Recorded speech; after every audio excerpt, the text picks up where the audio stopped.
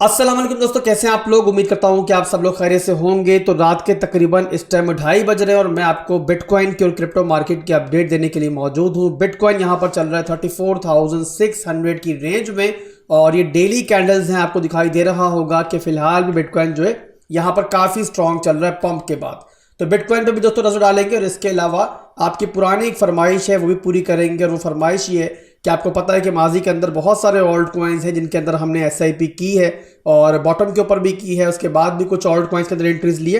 तो जिन जिन alt coins के अंदर मेरी एंट्रीज हैं, मैं एसआईपी कर रहा हूँ, वो आज की वीडियो में शेयर कर दूंगा। हालांकि तमाम ऑल्ट कॉइन्स जो है ना माजी में काफ़ी दफ़ा बता चुका हूँ, बट बहरहाल आज की वीडियो में क्या करेंगे कि सारे के सारे ऑल्ट कॉइन्स को जो मुख्तलिफ वीडियोस में आपको बताता रहा हूँ उनको एक वीडियो के अंदर आपको दिखा दूंगा, ताकि आपको आइडिया हो जाए कि मेरी किन ऑल्ट कॉइन्स के अंदर एसआईपी है। और अगर आप चाहो, आपका दिल करे, तो आप भी उन ऑल्ट कॉइन्स को देख लो। तो बिना किसी देरी के दोस्तों वीडियो को स्टार्ट करते हैं और सबसे पहले आपको बिटकॉइन के बारे में बताते हैं कि बिटकॉइन यहाँ पर किस एरिया में घूम रहा है और यहाँ पर फिलहाल के लिए हमारे पास लेवल्स कौन से इंपॉर्टेंट है।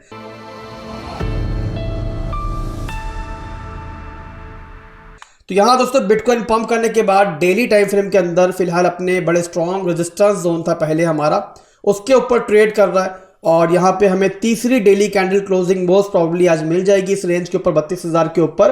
तो यहाँ पर फिलहाल के लिए 32,000 जो है ना बिटकॉइन के लिए करीबी सपोर्ट बनती है हमारे लिए। और यहाँ पर जो ऊपर की रेंज के अंदर जो हमारी नेक्स्ट रेजिस्टेंस है, जो यहाँ पर अभी प्रॉपर तरीके से रिटेस्ट नहीं हुई है, वो बनती है हमारी 36,000 से लेकर 37,000 के लगभग। और यहाँ तक बिटकॉइन दोस्तों फिलहाल नहीं पहुंचा है और फिलहाल यहाँ पर नीचे की रेंज के अंदर हमारे पास 36,000 के नीचे हमारे पास एक सीएमई गैप था, वो यहाँ बिटकॉइन ने फिलहाल के लिए फिल्ड आउट किया और उसके बाद से बिटकॉइन उसी सीएमई गैप के नीचे इस टाइम ट्रेड कर रहा है। टेक्निकली दोस्तों एक बात याद रखना हमेशा कि जब भी कोई स्ट्रॉन्ग रेजिस्टेंस टूटती है ना और इतने पावरफुल वॉल्यूम के साथ टूटती है, इतनी स्ट्रॉन्ग फंडामेंटल अपडेट के साथ टूटती है, तो उसके बाद कुछ दिन तक जो वो पॉजिटिविटी होती है मार्केट में वो कंटिन्यू रहती है। और इसी के दरमियान दोस्तों क्या होता है, मार्केट की मूवमेंट के दरमियान क्या होता है कि जो रिटेल ट्रेडर्स हैं वहां पर ये समझना शुरू हो जाते हैं कि यार अब तो इसने ऊपर ही ऊपर जाना है और नीचे आना ही नहीं है। और इन्हीं इमोशंस के चलते न्यूबीज गलतियां करते हैं। आपने एक बात हमेशा याद रखनी है कि बिटकॉइन हो या कोई भी एसेट हो ना, वो यहाँ पर स्ट्रेट फॉरवर्ड इस तरीके से पंप नहीं करता, हमेशा एक ट्रेंड के हिसाब से चलता है। और आपको पता है कि अप ट्रेंड के अंदर हमेशा कोई भी एसेट हो वो हायर हाई हायर लो बनाता हुआ ऊपर जाता है।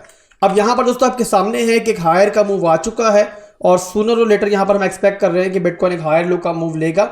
और यहाँ पर हमने ये भी देखा है माजी के अंदर कि जब इतनी स्ट्रॉन्ग रेजिस्टेंस टूटती है तो वहां पर एक दफा वो रिटेस्ट होती है और उस रिटेस्ट के अंदर ही कंफर्मेशन मिलती है कि जो मूव है ब्रेकआउट है वो प्रॉपर ब्रेकआउट है या फिर जस्ट एक डिविएशन है। तो यहाँ पर दोस्तों सूनर और लेटर जाहिर सी बात है जो चीज ऊपर गई है उसे नीचे भी आना है, तो ये बात आप लोगों ने जहन में रखनी है। अगर आप लोग बिटकॉइन के अंदर ट्रेडिंग कर रहे हो, स्कैल्पिंग कर रहे हो, तो यहाँ पर एक बात जहन में रखो कि जब तक स्ट्रेंथ मौजूद है बिटकॉइन के अंदर, सिर्फ रेजिस्टेंस की बेस पर यहाँ पर ब्लाइंडली शॉर्ट करने से गुरेज करो। और नॉर्मली जब बिटकॉइन इतना बुलिश चल रहा होता है ना, तो उसके अंदर विक्स के अंदर आपके स्टॉप लॉसेस जो है ना बड़ी आसानी के साथ उड़ सकते हैं।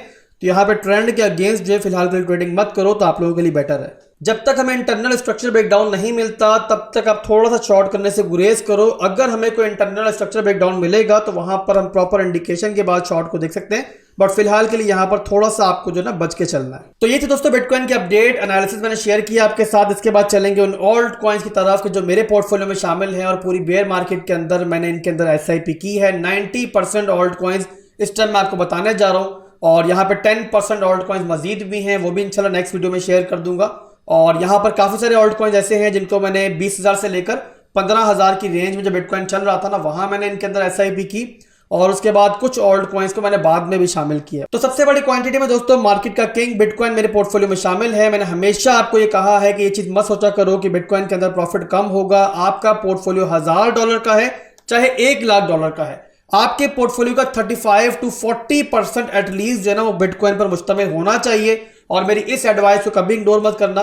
मैंने खुद ने यहाँ पर तकरीबन 45% अपने पोर्टफोलियो में बिटकॉइन को रखा हुआ है। अब कितना रखा हुआ है वो खैर कॉन्फिडेंशियल है, वो आपको यहाँ बता नहीं सकता, बट बहरहाल मेरे पोर्टफोलियो में सबसे ज्यादा जो चीज है वो बिटकॉइन है। और उसके बाद सेकेंड नंबर पर दोस्तों मौजूद है मेरे पोर्टफोलियो में एथीरियम। और इथीरियम और बिटकॉइन के बारे में हमेशा मैंने आपको बताया है कि आपके पोर्टफोलियो का एक बड़ा हिस्सा जो है ना वो इस पर मुश्तमिल होना चाहिए। इसके बाद दोस्तों कुछ मैंने यहाँ पे बीएनबी भी शामिल किए हैं। बीएनबी बहुत बड़ी तादाद में मौजूद नहीं है मेरे पास। और इसके बाद दोस्तों जो एक्सआरपी है वो अच्छी क्वांटिटी में मेरे पास। इसके बाद थोड़े से मेरे पास सोलाना मौजूद है। सोलाना के अंदर मेरी बड़ी एंट्री थी, बट बहरहाल मैंने इसके अंदर जो है गलती कह लो कुछ भी कह लो, जाहिर सी बात है गलतियां हमसे भी होती हैं, तो मैंने इसके अंदर जो है ना अपनी 50% एंट्री जो है प्रॉफिट के अंदर क्लोज की थी। तो बहरहाल अभी भी यहाँ पर थोड़े बहुत सोलाना मेरे पास पड़े हुए हैं जो कि जाहिर सी बात है प्रॉफिट के अंदर है। इसके बाद दोस्तों अगला जो ऑल्ट कॉइन है मेरे पोर्टफोलियो के अंदर वो बहुत छोटी तादाद के अंदर है, और किस लिए मैंने शामिल किया है, सिर्फ एलन मस्क की वजह से शामिल किया, अदरवाइज शिट कॉइन्स को मैं होल्ड करना बिल्कुल पसंद नहीं करता। इसके बाद दोस्तों अगला ऑल्ट कॉइन जो मेरे पोर्टफोलियो में शामिल है वो चेन लिंक है, और चेन लिंक मेरे पोर्टफोलियो में बहुत बड़ी क्वांटिटी में मौजूद है। काफी लोग इसको इग्नोर करते हैं, बट बहरहाल मुझे पता नहीं पर्सनली क्यों चेन लिंक बहुत पसंद है, और इस मार्केट का पुराना चावल है, तो चेन लिंक मेरे पास बहुत बड़ी क्वांटिटी में मौजूद है। इसके बाद दोस्तों अगला ऑल्ट कॉइन जिसके अंदर मैं बहुत बुलिश रहा हूं पूरी बेयर मार्केट के अंदर, और बहुत अच्छी एंट्री पॉलीगन में मुझे मिली थी, पॉलीगन के अंदर भी बहुत तगड़े प्रॉफिट के अंदर मैं हूं। इसके बाद दोस्तों अगला ऑल्ट कॉइन जो मेरे पोर्टफोलियो में शामिल है वो है पोल्का डॉट। और पोल्का डॉट दोस्तों एक ऐसा कॉइन था कि जिसके बारे में मैं काफी बुलिश था, और अभी बुलिश हूं। ऐसा नहीं कि मेरी उम्मीदें खत्म हो गई इससे, पर बहरहाल जितना मैं सोच रहा था उतना अच्छा परफॉर्म इसने अभी तक नहीं किया है। और ये उन इक्का दुक्का ऑल्ट कॉइन शामिल है कि जिनके अंदर अपनी SIP करने के बावजूद अभी तक मैं यहाँ पर इसके अंदर लॉस में हूँ, और इससे आपको आइडिया होता है कि आपका पोर्टफोलियो जो है वो डाइवर्सिफाई होना कितना जरूरी है। अब डॉट की बात करें दोस्तों तो मजे की बात यह है कि इसके फंडामेंटल्स में कोई बुराई नहीं है, कोई बड़ी फट भी अभी तक इसके अंदर नहीं आई है, उसके बावजूद ये मुसलसल ब्लीड करता रहा है। और उसका मेन रीजन ये है दोस्तों कि बाकी ऑल्ट कॉइन्स की तरह अगर मैटिक को देखते हो आप लोग, सोलाना को देखते हो, तो उनकी जो मार्केटिंग टीम है ना वो बहुत तगड़ी टीम है। बट डॉट की दोस्तों सबसे बड़ी बुराई ये है कि इसकी मार्केटिंग टीम जो है ना वो इतनी अच्छी नहीं है, और ये पूरी तरीके से सिर्फ अपने फंडामेंटल से फोकस कर रहा है। और क्रिप्टो मार्केट के अंदर जो है ना फंडामेंटल्स इंपॉर्टेंट होते हैं, बट साथ ही साथ जो मार्केटिंग टीम है ना वही बहुत बड़ा किरदार अदा करती है। तो फिलहाल के लिए डॉट ने हमारी उम्मीदों के हिसाब से परफॉर्म नहीं किया है, मैं जानता हूं, बट अभी भी मेरी उम्मीदें इससे वाबस्ता है, और मुझे लगता है कि वापसी करेगा और अगले बुल रन के अंदर अच्छा परफॉर्म करेगा। तो अगर आप लोग चाहो तो इसमें छोटी सी एंट्री देख सकते हो, बहुत अच्छी प्राइस में मिल रहा है, और अगर आप लोग इसमें एंट्री लेते हो तो मेरी इवन जो एवरेज प्राइस है उससे भी बेहतर एंट्री आपकी होगी। इसके बाद जो अगला ऑल्ट कॉइन है मेरे पोर्टफोलियो में वो है LTC। LTC के अंदर भी मैंने अपनी SIP की हुई है, अच्छी क्वांटिटी में इसको भी रखा हुआ है, और जो मेरी एवरेज प्राइस है उससे काफ़ी ऊपर है फिलहाल भी ये। और इसके अलावा दोस्तों जो अगला एक और ऑल्ट कॉइन मैंने होल्ड किया हुआ है, बहुत बड़ी क्वांटिटी नहीं है, बट थोड़े से यहाँ पर मेरे पास एवलॉन्चे भी पड़े हुए हैं, और शायद इसके अंदर मैं एक और एंट्री लेना पसंद करूँ, बट बहरहाल अभी इसके अंदर सोचूंगा कि मैंने एंट्री लेनी नहीं लेनी। इसके अलावा आर्बिट्रम के अंदर भी एक दो एंट्रीज मेरी मौजूद हैं, साथ ही साथ थोड़े से मैंने नियर भी लिए हुए, और इसके अलावा INJ बहुत अच्छी क्वांटिटी मेरे पास मौजूद है, बहुत तगड़े प्रॉफिट के अंदर हूं मैं इसके अंदर। और इसके अलावा थोड़े से बहुत मामूली से GRT भी लिए हैं मैंने। इसके अलावा मेरे पास मीना भी मौजूद है, मीना की बहुत बड़ी एंट्री मेरे पास नहीं है, एक और एंट्री मैं लेने का सोच रहा था, बट उससे पहले काफी बम्प कर गया ये, बट बहरहाल ये भी काफी अच्छे प्रॉफिट के अंदर है मेरे पोर्टफोलियो के अंदर। इसके अलावा मना के अंदर मेरी अच्छी एंट्री है। थोड़े से यहाँ पर मैंने BGB टोकन भी बाय किए हैं, बिटगेट का ये नेटिव टोकन है, एक एंट्री मैंने ली थी, बड़ी एंट्री नहीं है इसके अंदर। इसके अलावा DYDX पड़े हैं मेरे पास। इसके बाद जो अगला ऑल्ट कॉइन मेरे पोर्टफोलियो में शामिल है उसको आप जानते हो, मैंने आपके साथ भी काफी दफा शेयर किया है, TRB। और लास्ट टाइम जब मैंने शेयर किया था आपके साथ तब ये 30 के अंदर चल रहा था, 36 पे था, डंप होकर 28 पर भी गया था, और उसके बाद अगर आपने भी उस टाइम बाय किया होगा तो अभी आप 4x के प्रॉफिट के अंदर बैठे होंगे।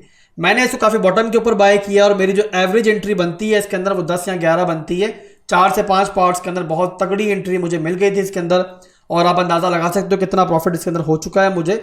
और मैं सोच रहा हूं कि TRB के अंदर जो है ना 50% प्रॉफिट यहां बुक करूं मैं, और 50% फिलहाल भी होल्ड करूंगा मैं मिड टर्म और लॉन्ग टर्म के लिए। इसके अलावा कुछ ऑल्ट कॉइन्स मैंने रिसेंटली भी शामिल किए हैं अपने पोर्टफोलियो के अंदर, पहले नहीं मौजूद थे, बट अब मैंने छोटी सी एंट्री इनके अंदर ली है। उनमें से एक है केक, और केक के अंदर एंट्री मैंने सिर्फ इसलिए ली है कि बहुत ज्यादा ब्लीड हो चुका है, फंडामेंटली बुरा नहीं है, बट बहरहाल ब्लीड काफी हुआ है, तो मैंने छोटी सी क्वांटिटी में इसको ले लिया है। इसके अलावा एक और ऑल्ट कॉइन जिसके अंदर मैं काफी बुलिश हूं वो है ओशियन प्रोटोकॉल का ओशियन। इसको भी मैंने बाय किया हुआ है, 3-4 एंट्रीज मैंने इसके अंदर भी ली हुई है, इसके अंदर भी काफी अच्छे प्रॉफिट के अंदर हूं। एक और ऑल्ट कॉइन डॉट की तरह का है जिसके अंदर मेरी उम्मीदें थोड़ी ज्यादा थी, इतना अच्छा परफॉर्मेंस अभी तक नहीं किया है, बट मुस्तकबिल में मुझे उम्मीद है कि अच्छा परफॉर्म करेगा, वो है बाइकोनॉमी। इसके अलावा थोड़े से मेरे पास BLZ है, स्मॉल मार्केट कैप कॉइन है, तो इनको अपनी पोर्टफोलियो में चिल्लड़ के तौर पर मैंने शामिल किया हुआ है। इसके अलावा रारीबेल है, और इसके अलावा लॉसलेस है, इस टाइप के और भी ऑल्ट कॉइन्स हैं, वो भी इंशाल्लाह नेक्स्ट वीडियो में शामिल करूंगा।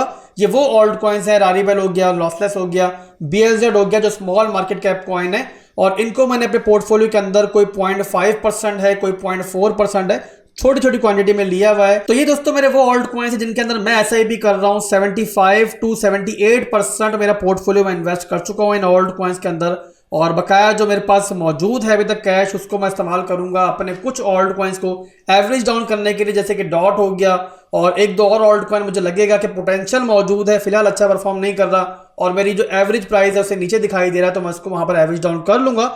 और यहाँ पर आज आपको ये भी सीखने का मौका मिला होगा कि पोर्टफोलियो को डाइवर्सिफाई किस तरीके से करते हैं। अब मजे की बात दोस्तों ये है कि टीआरबी और कुछ 3-4 ऑल्ट कॉइन्स को छोड़ करके जिनकी ट्रेन जाहिर सी बात अब निकल चुकी है और उनके अंदर एंट्री लेना बेवकूफ़ी होगी, बट बाकी तमाम ऑल्ट कॉइन्स जो है ना अभी भी बहुत ज़्यादा पंप नहीं किए। बॉटम से अगर 2x हो गए, 3x हो गए, तो इसका मतलब ये नहीं कि ट्रेन निकल गई है। अगर आप लोग इनका हाई पॉइंट देखोगे ना, जहां तक इन्होंने पिछले बुल के अंदर अपना टॉप मारा था, तो उससे बहुत ज्यादा अभी भी नीचे। और अगर आप लोगों ने अभी तक कोई एंट्री नहीं ली है, नए नए मार्केट में एंटर हो रहे हो या पहले होश नहीं था और अब ख्याल आ रहा है कि एसआईपी करनी चाहिए, तो काफी सारे ऐसे ऑल्ट कॉइन्स मौजूद है जिनके अंदर अभी भी आप लोग एसआईपी स्टार्ट कर सकते हो।